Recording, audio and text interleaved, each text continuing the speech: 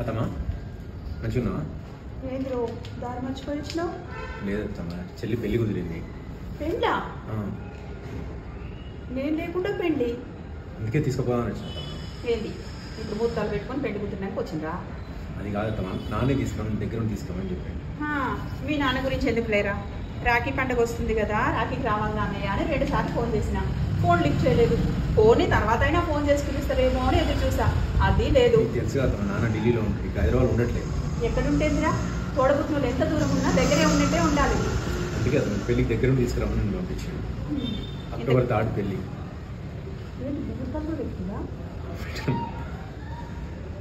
సర్లే. మామయ్య ఎక్కడ?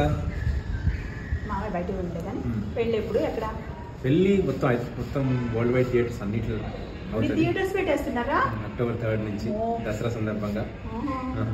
సో మనం అందరినీ కూడా పిలుద్దాము. Hi all. హాయ్. చిట్టి పొట్టి అక్టోబర్ చెల్లి పెళ్లి అక్టోబర్ 3న.